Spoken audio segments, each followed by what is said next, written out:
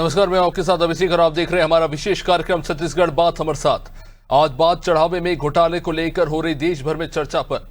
अयोध्या के राम मंदिर में चढ़ावे और दान में कथित गड़बड़ी को लेकर सियासत तेज हो चली है। राष्ट्रीय स्वयंसेवक संघ के राष्ट्रीय कार्यकारिणी सदस्य इंद्रेश कुमार ने कहा कि मामले की जांच पूरी पारदर्शिता के साथ हो रही है। यदि कोई दोषी पाया जाता है तो उसे किसी भी कीमत पर बख्शा नहीं जाएगा।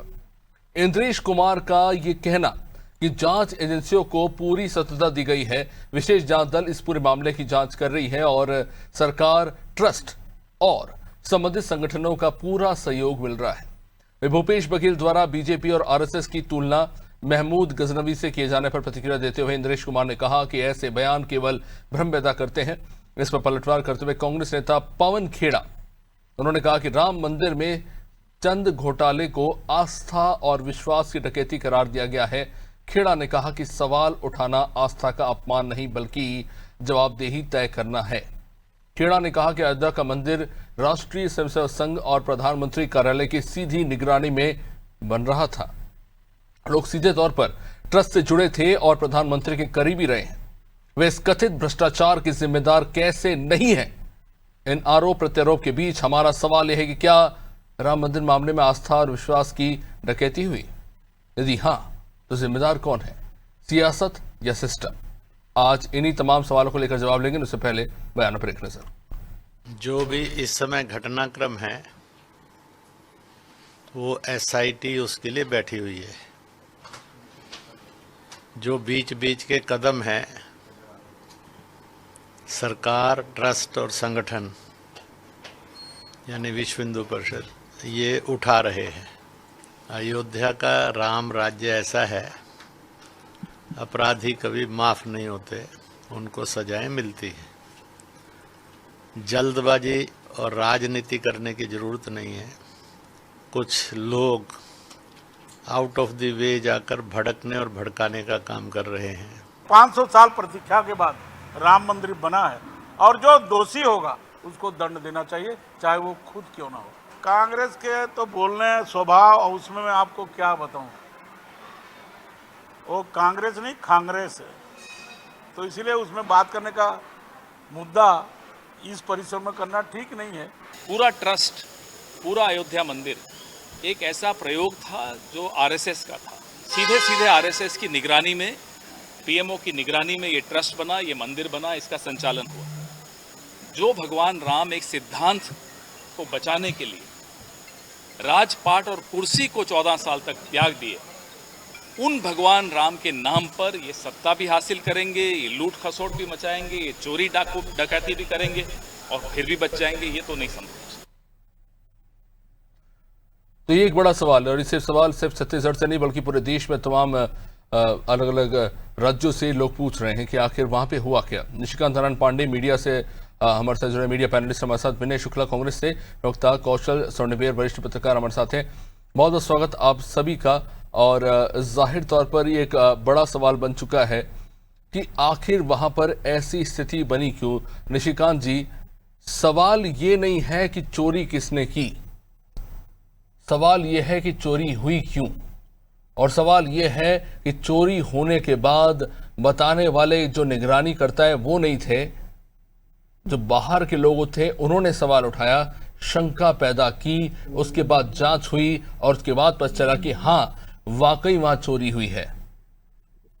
और सवाल यह है कि कल तक आप इनकार करते रहे कि वहां तो चोरी हुई नहीं है, लेकिन अब स्पष्ट हो चुका है कि वहां चोरी हुई है। गिरफ्तारी हो चुकी है, कुछ लोग बाहर हैं, कुछ लोग इस्तीफा दे चुके हैं और कुछ लोगों के ऊपर सवाल है कि जिन लोगों के ऊपर जिम्मेदारी थी, ना सिर्फ आस्था को लेकर बल्कि जो लोग दूर दराज से आते हैं इस देश भर के, ना सिर्फ देश भर के बल्कि देश विदेश से आते हैं, जिनकी आस्था उन्होंने जो भी चढ़ावा चढ़ाया उसको लेकर था, उसकी जिम्मेदारी का, उनके विश्वास का, उनकी आस्था का अपमान हुआ है। अभिषेक जी, आपको देखिए जिस प्रकार से ये कर रहे तो ठीक करे, जिस प्रकार से ये घटना ये बड़ा ना दुखदाई है। इस कारण से श्री राम के मर्यादा पुरुषोत्तम राम के रावण की लंका बने तो प्रभु श्री राम के जन्म स्थल से क्योंकि जब बात हम करते हैं इसको बड़े सिर्फ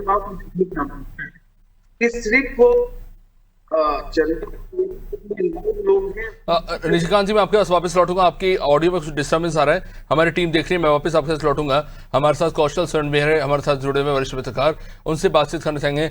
कौशल जी, जाहिर तौर पर देखिए ये जो घटना हुई है, और कल तक तो इस बात को माना ही नहीं जा रहा था कि वहां पर कोई कह सकते हैं कि दान पेटी में घोटाला हुआ है, लेकिन अब तो मामले निकलकर सामने आ चुके हैं। कुछ लोग इस्तीफा दे चुके हैं और कई लोग गिरफ्तार हो चुके हैं। लेकिन मेरा सवाल यह है कि राज्य सरकारों ने अपनी जो अर्थ व्यवस्था उसके आधार पर ट्रेनों की व्यवस्था की है, धार्मिक जो पर्यटन के हिसाब से दुर्ग से लेके राजनांदगांव से ट्रेनें विशेष चलाई गई हैं अयोध्या के लिए, वहां पर जो पर्यटन करने जाते हैं। क्या उनकी आस्था के साथ अपमान नहीं हुआ? जो बुजुर्ग परिवार से लोग आते हैं उनको छत्तीसगढ़ सरकार भेजती है वहां पे, जो बुजुर्ग परिवार से आते हैं, जो आर्थिक रूप से सक्षम नहीं है, और उनको वहां भेजा जाता है। और आज जब वहां पहुंचेंगे और उनको वहां जाके पता चलेगा कि वहां पर कुछ ऐसे लोग हैं जिनको जिम्मेदारी सौंपी गई थी, वहां पर वो लोग जो अपनी मुट्ठी में शायद 10 रुपए, 5 रुपए, 20 रुपए, 200 रुपए, जो भी उनकी क्षमता वो चढ़ाते हैं, और उसके साथ घोटाला हो गया। अभिषेक जी, देखिए, निश्चित तौर पर इस तरह की जो बातें होती है, खासकर धर्म से जुड़े मामले में, यदि इस तरह के गबन का मामला सामने आए, कि आप देखते हैं करप्शन लगभग हर जगह हावी हो चुका है, हर डिपार्टमेंट में लागू हो चुका है। लेकिन हमको ऐसा लगता है कि जो आस्था का जो स्वरूप है, जहां पर लोग पूरी श्रद्धा भक्ति से जाते हैं और 5 पैसा भी यदि चढ़ाते हैं, उनकी एक आस्था रहती है। यदि इस तरह की मंदिरों और इस तरह की जो चीजें हैं वहां पर यदि इस तरह का घोटाला होगा, इस तरह की गड़बड़ी होगी, पैसों का गबन होगा, तो निश्चित तौर पर यह चिंतनीय विषय है। क्योंकि बहुत सारे जगहों पर इस तरह की शिकायतें आती है। लेकिन आप देखेंगे अयोध्या जो काफी 200 सालों के बाद वहां पर प्रभु राम की प्रतिमा स्थापित हुई, भव्य मंदिर बनाया गया, निश्चित तौर पर बहुत देश विदेश से बहुत जगहों से वहां पर चढ़ावा आया है और बहुत बड़ी संख्या में वहां पर राशि आई है। लेकिन यदि उस राशि का दुरुपयोग किया जाए, अगर वहां पर जिनको जिम्मेदारी दी गई है, वाकई में जो वहां के जो कर्ता धर्ता है, यदि के बीच से इस तरह की गड़बड़ी होती है, तो कहीं ना कहीं एक बड़ा सवाल उठता है। और इस तरह की जो चीजें होती है, निश्चित तौर पर जो भावनाएं हैं वो हाथ होती है। और यदि आपको इस तरह की गड़बड़ी रोकनी है, तो न सिर्फ अयोध्या, न सिर्फ राम मंदिर, मुझे ऐसा लगता है कि देश के जितने भी इस तरह की चीजों की बहुत सारी जगहों से इंद्रेश कुमार का ये कहना कि विपक्ष का काम है आलोचना करना, लेकिन जांच एजेंसियां अपने स्तर पर जांच कर रही है। पर सवाल यह है कि क्यों उनके स्तर पर ही क्यों नहीं ये सवाल उठाया गया? कि विपक्ष नेताओं ने ये सवाल उठाया, उसके बाद कल तक तो मानने को ही तैयार नहीं थे कि वहां पर चंदा चोरी हुई। उसके बाद अब वो तैयार हुए और उसके बाद अब तमाम तथ्य निकलकर सामने आ रहे हैं, तो ये भी गंभीर सवाल खड़ा करता है।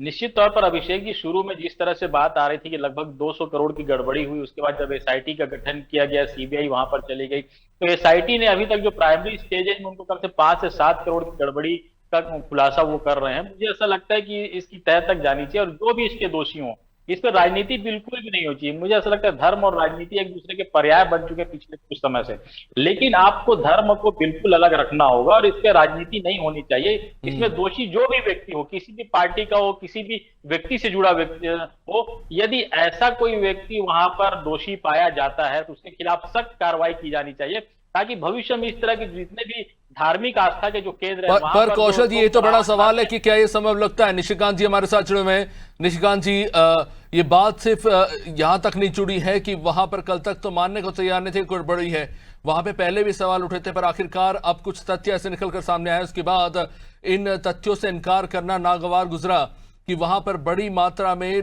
जो चंदा चोरी हुई है, आभूषण चोरी हुए हैं, और कितनी चोरी हुई है अभी तक तो वो आंकड़े पूरी तरह से स्पष्ट हो ही नहीं पाए हैं।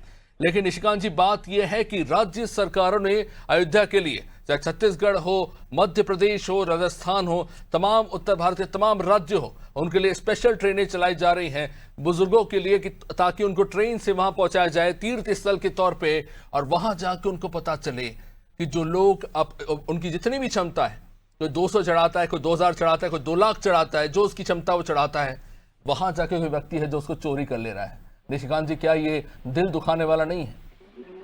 बहुत पीड़ादायक है। अब देखिए, आपको और तो बड़े भाई को संजय जवाहर बहुत पीड़ादायी और दुखदायी है। ये रावण की संख्या में हो तो समझ में आता है, राम जी के जन्मभूमि में, मर्यादा पुरुषोत्तम राम जी के जन्मभूमि में ऐसा हुआ है, तो आपको इस बात दिलाता हूँ कि एक एक अपराध जो सुबह चाहे तो किसी पद का हो या किसी कद का हो, उसको किया जाएगा, बुलडोज वाली भी कार्रवाई की जाएगी। और महत्वपूर्ण विषय ये कि दोबारा ऐसी स्थिति परिस्थिति प्रभु श्री राम जी के मंदिर में कतई देखने को ना मिले। निशिकांत जी, आप ये मानेंगे कि सर्विलेंस के तौर पर एक तरह से ये हमारी एक नाकामी रही है कि हम समय रहते उन्हें पकड़ नहीं पाए? इतने सालों से ये होता रहा, ये कोई चंद महीनों की घटना नहीं है। अभिषेक जी, बिल्कुल ये चूक हुई है, गंभीर चूक हुई है। और ये विपक्ष की बात नहीं कर रहा हूँ, करोड़ों करोड़ों राम भक्तों की जो आस्था का सवाल है, वहां से ये प्रश्न उठ रहा है। दूसरा, सिर्फ राम मंदिर नहीं, सबरीमाला हो या हमारे तिरुपति बालाजी मंदिर हो, हर जगह कमोबेश आपको ऐसी घटनाएं देखने सुनने को मिलती है। विषय ये है कि आस्था के नाम पे जिन्होंने भी खिलवाड़ किया, आज तो कांग्रेस पार्टी हमसे कह रही है कि मतलब कार्रवाई करे। निशिकांत जी, मैं दिल से एक बात करना चाहूंगा, क्योंकि मेरे खुद के पर्सनल रिश्तेदार दोस्त रहे हैं जो कुंभ में गए थे, वो कुंभ भी गए और अयोध्या भी गए देखने के लिए वहां पे, और वहां पे ऐसी स्थिति हो गई, इतनी भीड़ लग गई। मेरे ख्याल से कौशल सर्वे जी इस बात से इत्तेफाक रखते होंगे, कितने लोग ऐसे जो कुंभ जा रहे थे और वो अयोध्या भी गए, और वहां पे भयंकर भीड़ थी, पर लोग वहां पे गए अपनी आस्था के चलते। लेकिन आज जब वो ये खबरें सुनते होंगे तो उन्हें कैसा लगता होगा, ये एक बड़ा सवाल है। अभिषेक जी, आपकी बात से मैं सहमत हूँ और 100% इससे कर रहा हूँ। जहाँ इस प्रकार जिसने भी, चाहे किसी पद का व्यक्ति जिससे भी इसमें सम्मिलित रहे, काम किया है और भगवान की आंखों में धूल झोंकने का प्रयास किया है, उसको तो बुलडोजर वाली कार्रवाई होगी। लेकिन मैं जो बात कह रहा हूँ, पहली बात तो इसे डिनाई हमने कभी नहीं किया। हमने ये कहा था जांच के बाद लगातार एफआईआर हुई, लोग गिरफ्तार हुए, लोगों ने इस्तीफा दिया। महत्वपूर्ण विषय ये है अभिषेक जी कि ऐसी घटनाएं और जगह देखने को मिली। सबरीमाला में एक अनाथ एफआईआर आज नहीं हुआ, क्या वो आस्था का प्रतीक नहीं है? क्या वहां की चंदा चोरी नहीं मानी जाए? तिरुपति बालाजी बहुत बड़ा एक मतलब घोटाला हुआ, कभी कोई चर्चा नहीं हुआ। राम मंदिर से हमारी आस्था तो जुड़ी है, लेकिन महत्वपूर्ण बस इतना ही है कि राम सेवकों पे गोली चलाने वाले लोग हमारी ओर उंगली कर रहे हैं। हमारा प्रतिबद्धता ये है। में नहीं जाऊंगा, पर खैर, पर विनय शुक्ला जी काफी देर से इंतजार कर रहे हैं। विनय शुक्ला जी, क्या कहना चाहेंगे इस पे? देखिए, सबसे पहले तो आपको, आपके दर्शकों को और साथी प्रेमियों को नमस्कार करता हूं। बड़ा विडंबना का ये सोच है कि हमारे भारतीय जनता पार्टी के जो मुख्य आरएसएस हैं, जिनकी समिति वहां बनी है, ये चंदा चोरी अभी से नहीं, जब राम मंदिर का निर्माण हुआ तो जो वस्तु 10 रुपए की चीज मिलती थी उसको 400 रुपए में खरीदते आए हैं आप। उसके जो मुख्य वहां के चंपत राय जी हैं, वो मुख्य आरोपी हैं, और जो 8 लोगों को गिरफ्तार किए हैं। मेरे साथी भाजपा प्रवक्ता को अभी बोलने का कोई अधिकार नहीं है, उनको तो देश से क्षमा मांगना चाहिए, क्योंकि आप ऐसी हरकत किए हैं कि जिसके नाम से आप चंदा और वोट मांगते थे, आज उन्हीं को लूटना चालू कर दिए हैं। इसलिए आपको बोलने का अधिकार फिलहाल नहीं है। जो मुख्य आरोपी है वहां के चंपत राय जी, उनको पकड़ना चाहिए। ये तो भारतीय जनता पार्टी वहां पे केवल जो 8 लोगों को गिरफ्तार कर रही है, खाना पूर्ति कर रही है। मेन तो सबसे बड़ा हाथ यहाँ पे नरेंद्र मोदी और बाकी बड़े लीडरों का है, जिनका वो पैसा थोड़ा बहुत नहीं है, 200 करोड़ नहीं है, वो लगभग 1600 करोड़, और हर रोज वहां चोरी होती थी। मैं आपको एक वहां जानकारी मिली है कि जो पैसा वहां जमा होने जाता था, तो जिस गड्डी में 100 का 500 नोट होना चाहिए, वहां पे वो 120 130 नोट जाके बैंक में जमा होते थे। बैंक वाले का भी सेटिंग था कि वो बिना गिने उस नोट को रख देते थे, बाद में ये जाकर वो नोट को लेते थे। ये छोटी छोटी बातें हैं, ये लोगों की आस्था के साथ खिलवाड़ किए हैं। विपक्ष में बैठने के नाते, पर विनय जी, आप इस बात से भी इनकार नहीं करेंगे, ऐसे भी लोग हो सकते जो लोभी हों, बीच में से अपना फायदा निकालने की कोशिश कर रहे हों और पैसा कमाने की कोशिश कर रहे हों, सीधा प्रधानमंत्री के ऊपर आक्षेप लगा रहे हैं। ठीक है, आप विपक्ष से हैं, आपका अधिकार बनता है, लेकिन क्या आप इस बात से इनकार कर सकते हैं कुछ ऐसे भी लोग हो सकते हैं जो इस बात का फायदा उठा रहे हो? देखिए, आप बहुत अच्छा ये हैं, एंकर हैं, आप बहुत अच्छा पत्रकारिता करते हैं, बहुत बढ़िया मुद्दा उठाए हैं। सवाल ये है कि जिस प्रधानमंत्री जी ने शिलान्यास किया, जिसने सारे लोगों को बुलाया, जिसने पीएमओ में ट्रस्टी बनाई, ऐसे प्रधानमंत्री अगर सब जगह जब सामने रहते थे और आज अगर वो 15 दिन हो गए हैं कुछ बोल नहीं रहे हैं, तो आपको ये समझ जाना चाहिए। देखिए, पत्रकार लोग तो आप तो बहुत अच्छा मुद्दा उठाए हैं, नेशनल टीवी के पत्रकार तो कुछ बोल ही नहीं पा रहे हैं। और मैंने रात को नेशनल टीवी के डिबेट में देखा है कि भारतीय जनता पार्टी के कोई प्रवक्ता बैठ ही नहीं पा रहे हैं, इस मुद्दे पर कोई जवाब ही नहीं दे पा रहे हैं। उनको तो शर्म आनी चाहिए कि देश के साथ, देश की आस्था के साथ खिलवाड़ किए हैं, और इस विषय में वो फिर भी बोलते हैं कि कांग्रेस विपक्ष भी भूमिका रहते हुए बिना मतलब की बात कर रही है। देखिए, हम बिना मतलब की बात नहीं है, तथ्यों के आधार पर बात किया जा रहा है, और आपको ये जवाबदारी लेनी चाहिए कि आपने चंदा चोरी किया है। जाहिर तौर पर माफी चाहूंगा, मुझे इस चर्चा को फिर रोकना पड़ेगा। बहुत बहुत शुक्रिया आप सभी का इस चर्चा में जुड़ने के लिए। तो चढ़ावे को लेकर तमाम तरह के सवाल उठ रहे हैं, वहां पे एक तरफ जांच जारी है और उसके बाद एक के बाद एक हम देख रहे हैं हर घंटे कुछ नए पहलू निकलकर सामने आ रहे हैं। लेकिन जाहिर तौर पर इस देश के हर एक व्यक्ति, हर एक श्रद्धालु की नजर इस बात पर है कि जिस अयोध्या में जाके गरीब से लेकर अमीर तक हर वर्ग ने चंदा चढ़ाया, वहां गए और भीड़ लगाकर वहां लोग पहुंचे, क्या उनकी आस्था के साथ अविश्वास हुआ? और ये अविश्वास करने वाले वो कौन लोग हैं, जो जिन्होंने विश्वासघात किया वो कौन लोग हैं, ये खैर जांच का विषय है। फिलहाल इस मामले को लेकर जांच जारी है और उम्मीद की जा रही है कि इस मामले को लेकर जैसा कि कहा जा रहा है कि दूध का दूध और पानी का पानी होगा। पर फिलहाल इस कार्यक्रम में इतना ही। आप देखते रहिए आनंद टीवी। नमस्कार।